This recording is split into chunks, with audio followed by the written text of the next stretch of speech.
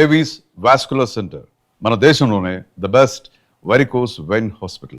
In future అంటే ఇమ్మీడియట్గా నేను చేయబోయే ఫిల్మ్ వచ్చి ఫుల్ లెంగ్త్ కామెడీ నేను ప్లాన్ చేశానండి. అది చేస్తాను నెక్స్ట్. ఇప్పుడు ఫుల్ లెంగ్త్ కామెడీ చేస్తాను. అది ఈ ఆడియన్స్ ఇచ్చిన ఒక ఉత్సాహంతో జోష్లో ఫుల్ లెంగ్త్ కామెడీ.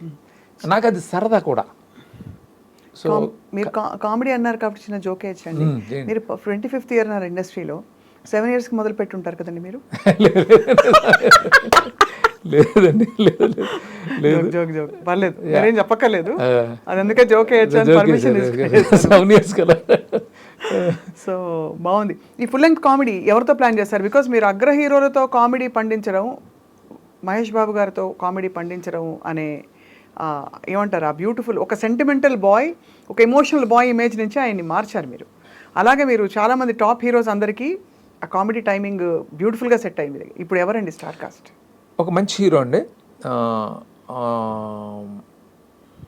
అతనికి ఒక డీసెంట్ మార్కెట్ ఉంది. సో మంచి యాక్టర్ ఆల్సో. సో నేను అనుకున్న క్యారెక్టర్కి 100% సరిపోతాడని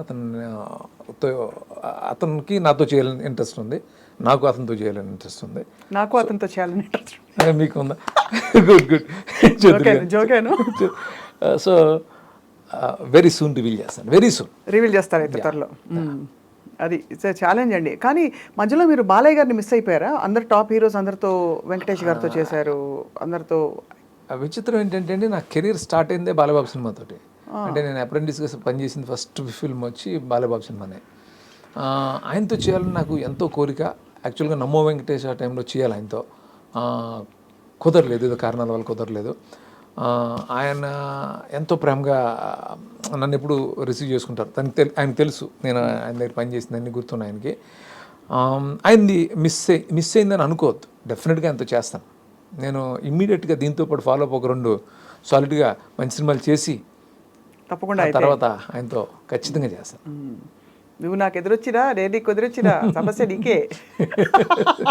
ఆ డైలాగ్ మాత్రం వాళ్ళే అందరం, అంటే ఆయన బాలయ్య బాబు గారి డైలాగ్ ఎంత ఇష్టం అంటే, ఇప్పుడు పీక్స్లో ఫ్లోర్లో కాదు మాడేసుకుంటాం మేము ఒకళ్ళ మీద ఒకళ్ళు, డోంట్ ట్రబుల్ ద ట్రబుల్ అనేసి అదోటి. సో మీ టైమింగ్లో, మీ డైలాగ్ డెలివరీలో అసలు నాకు చాలా గట్టి కోరిక ఉంది బాలబాబుతో చేయాలని. చేస్తాను. రైట్.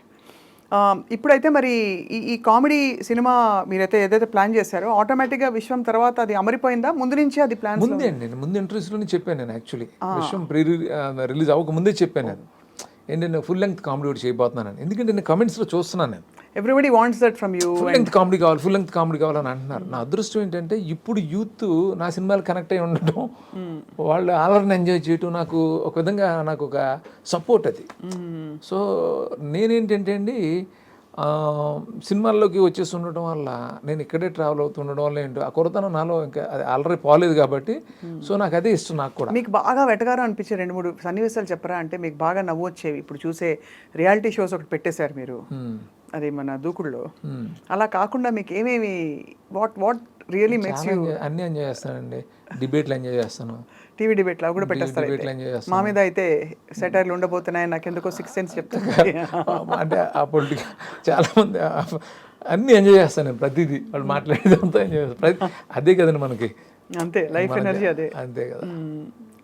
సో మీ రైటర్స్లో మీకు గోపీమోహన్ గారి పాత్ర మీ విశ్వం సినిమాలో ఎస్పెషలీ అండ్ మీ జర్నీలో ఎంతవరకు అండి? బికాజ్ ఎప్పుడు ఆయన ప్రస్తావనకి రారని నా ఫీలింగ్ ఎప్పుడు, బట్ ఆయన మీకు చాలా ఐ థింక్ గట్టి రైటర్గా ఉన్నారు. గోపి యాక్చువల్లీ నాకు నా ఫస్ట్ ఫిల్మ్ రిలీజ్ అయినప్పుడు వచ్చాడు, నన్ను కలిసాడు. అప్పుడు తను నీకోసం టైంలోనే వచ్చి కలిసాడు. ఆ తర్వాత మేము కథ నాగార్జున గారి కోసం చేసాం. అంటే నీకోసం నాగార్జున గారికి నచ్చాను, నాకు డైరెక్షన్ ఆఫర్ చేస్తే మేము అతను కలిసి ఒక కథ కూడా చేసాం. అప్పుడు అది వర్కౌట్ అవ్వలేదు. నేను ఆనందానికి వెళ్ళిపోయాను, తను వేరే రూట్లో ఏదో వెళ్ళాడు. ఆ తర్వాత అగైన్ మళ్ళీ వెంకీ నుంచి తను తీసుకున్నాను, ఎడిషనల్ స్క్రీన్ ప్లే క్రెడిట్ ఇచ్చి వెంకీలో తనకి నా దాంట్లో కూర్చోబెట్టుకున్నాను. అక్కడి నుంచి స్టార్ట్ అయింది మా ట్రావెల్. అక్కడి నుంచి మధ్యలో ఏ సినిమా మిస్ అవ్వలేదు, 1 or 2 ఫిలిమ్స్ తప్ప అన్ని సినిమాలు తను చేశాడు. తనతో ఏంటంటే అసోసియేషను, తను కొంచెం అనలైజ్ చేస్తాడు, బాగా అనలైజ్ చేస్తాడు. అనాలిసిస్ నేను బాగా ఇష్టపడతాను.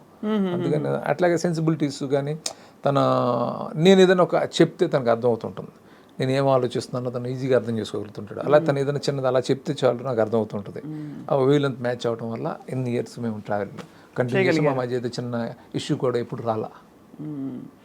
అసలు యాక్చువల్లీ నేటివిటీ, మంచి తెలుగు జోకులు అవన్నీ వేసుకునే సినిమాలు బాగా ఇప్పుడు పాన్ ఇండియా దీనిలో మొత్తం కొట్టుకుపోయాయండి మధ్యలో. సో పాన్ ఇండియా సినిమాలు చూసినప్పుడు మీకేమనిపిస్తుంది? నేను అప్పుడప్పుడు సీట్లోంచి ఉలిక్కిపడుతుంటాయి. ఎంత పెద్ద ప్రొడక్షన్ అయినా ఒక డైలాగ్ బెంగాలీలో వస్తుంది తెలుగు సినిమాలో, ఒక డైలాగ్ ఇంకో, అంటే భాష, యాస, ఉచ్చారణ మొత్తం అంతా కూడా మారిపోయి.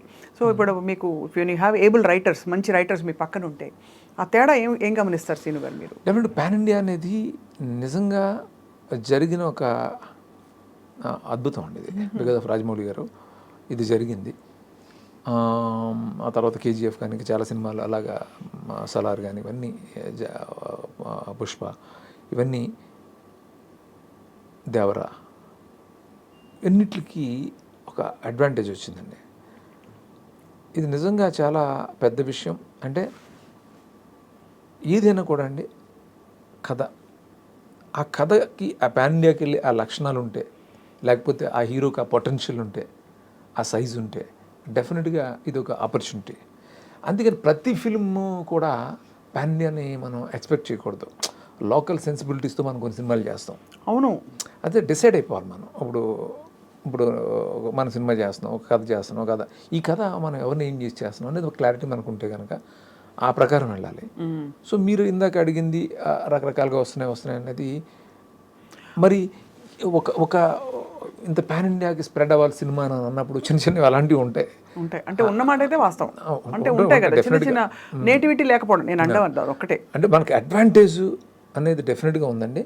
బట్ ఇక్కడ చాలా అర్థం చేసుకోవాల్సిన ఆలోచించండి, ఈ కథకి ఆ పాన్ ఇండియన్ పొటెన్షియల్ ఉందా, ఈ స్టార్కి ఆ పొటెన్షియల్ ఉందా, లేకపోతే ఆ సైజ్ ఉందా, ఇవన్నీ చూసుకుని మనం ప్లాన్ చేయాలి తప్ప ప్రతి సినిమా పాన్ ఇండియా అని అనుకోవడం కుదరదు. కొంచెం అంటే ఒక చిన్న మిడ్ రేంజ్ హీరో కానీ, లేకపోతే చిన్న హీరోని ఎవరిదైనా కూడా పాన్ ఇండియాకి వెళ్ళొచ్చు. ఆ కథలో ఆ పొటెన్షియల్ ఉండాలి. అవును అవును, అది డిసైడ్ అవ్వాలండి. ఇప్పుడు మొత్తం ప్రొడక్షన్ వాల్యూస్ అన్నీ బాగా పెరిగిపోయి, కథలు, స్కేలు ఇవన్నీ పెరిగిపోయి, ఎక్కడో ఇదివరకు హీరో సెంట్రిక్గా ఉండే సినిమా ఇప్పుడు మొత్తం అంతా కూడా సినిమా సెంట్రిక్ హీరో అయిపోయారు. అంటే even in some of the biggest recent సినిమాలు.